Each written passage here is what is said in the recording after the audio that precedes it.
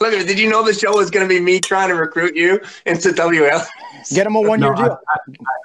I figured part of it would end up that way, just not. I've just been trying to do it for like the last 3 years, just because I want to see you pull, man. That's the only reason. I just want to see you pull because I know how good you are.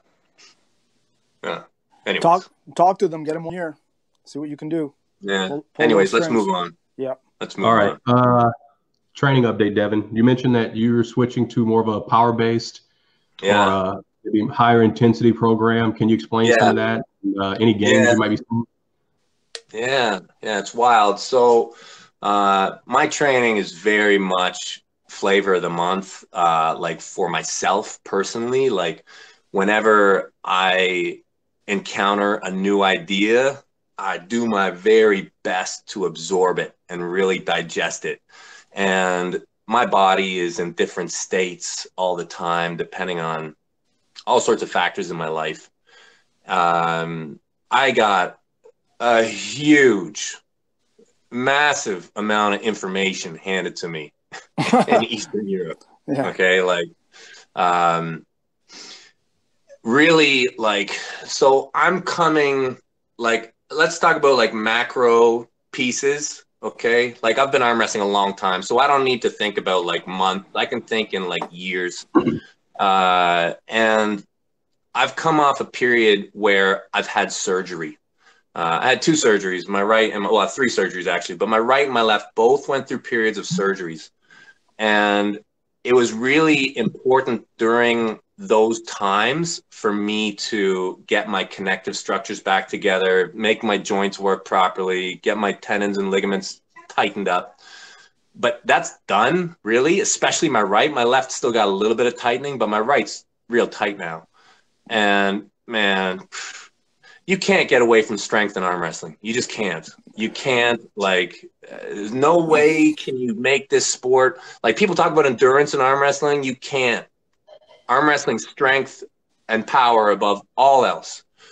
So yeah, since I got back from Europe, I'm like on the most simple, basic periodization, basically between 10 days and 2 weeks ish. Just 2 blocks going back and forth. Just bang, 3 reps, 10 reps, 3 reps, 10 reps. And I'm just going to rock this thing like until it breaks, until it's like no longer giving me gains. And right now, so what was that, November, December, January. I've been doing it for like 3 months or so. Well, no, like 2.5 months. And the first month, like, I'll tell you, like, I don't think anything would have worked properly because I was coming off like a beat down. Yeah, like a period from like April to like November where I didn't take a single break, and like I told myself after November I'm gonna just chill.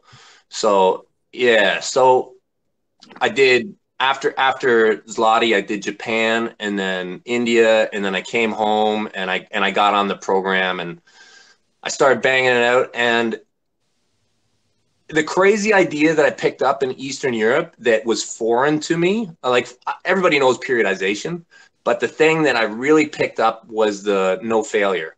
And that's what I've really taken to heart. Like, I don't fail in my lifts. Like, I don't really do 1RMs where I fail. I don't do like any set where the last rep is killing me. I do less than I should in a workout. I leave my workout still feeling pretty good. At the end of the day, like, I can go to bed and think that I could maybe do more, but I'm like consistently banging out like 3 awesome workouts every single day. And just to give you an idea how successful this system is, in my left arm, I broke a record in one of my most difficult lifts the other day, just as part of my regular training. Like, it wasn't even, I'm not even going for a record, and I broke it. So I love the simplicity of it. I love that I'm not killing myself. I feel good. I'm a big fan of it. The Eastern Europeans, they know their strength, man. And you can never stop learning, and you can never stop adapting. So has this affected your table time? A little bit. Yeah, it has. So we've done a few things with the club. The club started to get really big. And I always want to be inclusive. Like I always want to have people come and, man, the thing is at my age and my level, like the most important thing for me is my strength. Like I know how to arm wrestle pretty good, and I just need to be strong, like really strong. And the table sessions are, of course, like the most relevant. And we've got some guys now that are really good. We got one guy on the team. I'm telling you, this kid is strong. Okay, you guys know who Justin Major is? You don't know yet. I know him. I know him. He comes and trains with me in Montreal. Yeah. Okay, he's like 21. He's like 310, 315, like natural, like son of an arm wrestler, hands like a freaking bear. He's been pulling with us religiously since he was like 17, and now he's just like, he's that big turkey on the team who actually starting to figure out who he is, and he just wrecks people, you know, like he's so strong. Like he's so strong on the table now. So he's really good for me to pull with. But yeah, if I miss a practice right now, I'm really just about getting that next level of strength. Yeah, Devin. So kind of what you're describing is basically, I mean, kind of how I trained maybe the first 4 or 5 years in the sport. And that was based on a lot of powerlifting and Olympic lifting articles that I followed. I'd say over the last couple of years, I probably have been forced to do a lot more 1-rep maxes and failure lifts because I haven't trained year round or haven't trained consistently. So I would choose to go to Zloty 2 months out, and then I'd have to get as much as possible in those 2 months. But for those out there, I can say it's a pretty good way to lift. And it's kind of odd in the sense that, like you said, there's always more in the tank. You finish a workout, you actually feel good about it. You're actually sort of just getting into the groove of things, but it definitely works. And I've experienced the same thing where your training, your last training set suddenly becomes new maxes, you know, and even more so on a regular basis. Yeah. I think that's a foreign concept for a lot of us. Well, I mean, I think it goes against common sense, or, you know, what you would think. You would think you would need to push it, right? Yeah. But, and also in a way, Devin, you're at fault for that. I mean, for years you've been banging the drum on conditioning and stamina and table time. And I'm not saying you're wrong. I'm saying everything has periodization. Everything has to run and flow. There are cycles and stuff. But I've always my only criticism on you over the years has been too much volume, not enough high end intensity and resistance. But I mean, you know better about this. There's probably a lot of truth to it. I feel like a lot of what I'm just biased like everybody else, you know, and I see things through my own lens. And I don't think it's a bad idea when you're injured and you can't do the intensity that you really should to make up for it with volume. No, okay, for sure. And that's probably where I was. I also don't think it's bad when you're like super healthy and like a kid to do a ton of volume. Like when you hear like a 17, 18-year-old overtraining, I don't get as upset as when I see like a 35-year-old, 40-year-old overtraining. Yeah. Hence what I mean with cycles, right? You go a couple months, high end, couple, you know, you have to mix it up. There's even what you're on now. What you're on now, if we talk in 3 months, it'll be like, Gabi, I'm away from that, for, you know, because you cannot keep, you will plateau. There is not one paradigm that works consistently, indefinitely. Every paradigm, every philosophy, everything has to change eventually to promote growth. Yeah, I do agree with that. Yeah. And Devin, you've got a lot of Devin fans. I mean, there's a lot of reasons why I guess people would look up to you and think that, well, you know, what you're doing is more applicable to them than, let's say, you know, what Denis Saplinkov is doing, right? Would your recommendations change for a beginner or a low-level pro from maybe previous recommendations? Would you tell them to shift more towards a power focus? I mean, we see a lot of guys like in the training group, you know, talking about training for endurance when they have zero strength. Yeah. I would tell guys to, I would say, the thing is so much of it really hinges on your connective structures. And that's the real thing that this sport is just going to punish you like on a big level if you get it wrong. Like 1RMs in the arm wrestling world, I feel like they're really heavy on connections. And I remember when I started, when I would do like a ridiculously hard arm wrestling session or lift, like I'd be so wrecked that the best thing I could do is do a ton of reps afterwards. I still do think that reps are going to build your tendons and your connections. But I do also think that the only thing that matters is strength. So I would just always preach, and this hasn't really changed. I would preach, do the most you can to get stronger. And then when you start to break because your connections can't handle it, then do reps. And that's a tough balance. And I think the healthier you are, like the healthier your connections are, the more you can just be banging threes and singles every day, you know?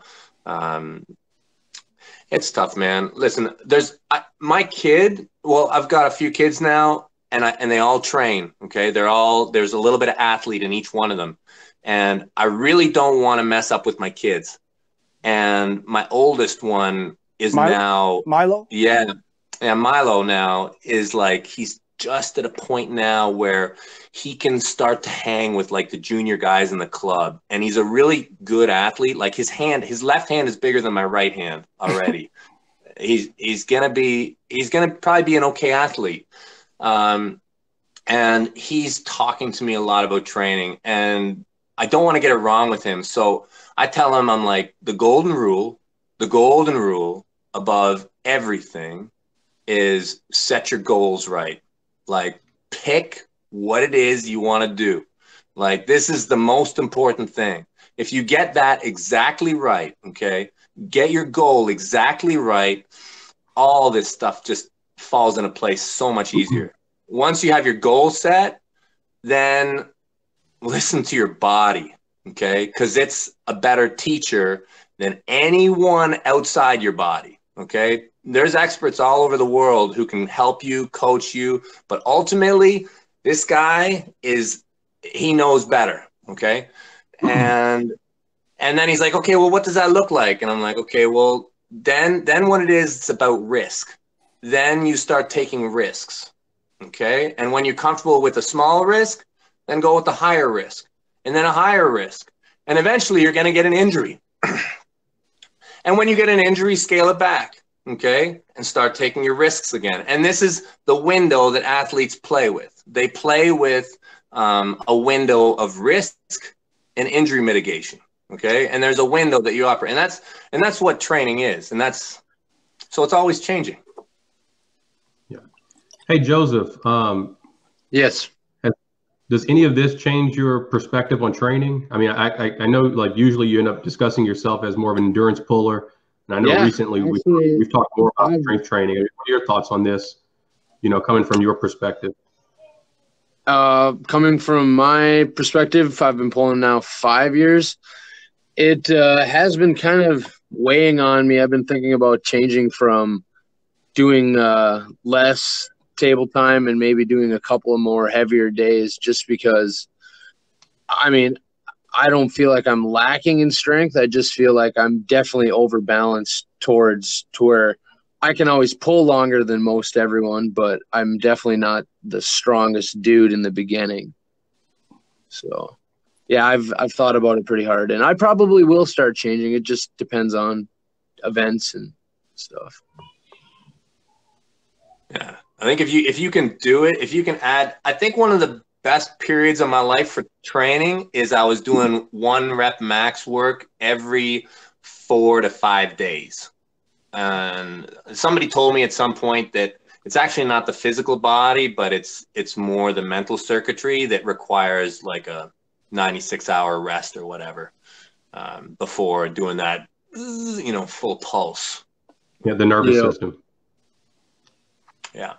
Yeah. And that's why this periodization is interesting, because you're not working at 1 RM. You're working at like 3, and it's not even that tough. It's like probably actually more like a 5 or but you're doing 3.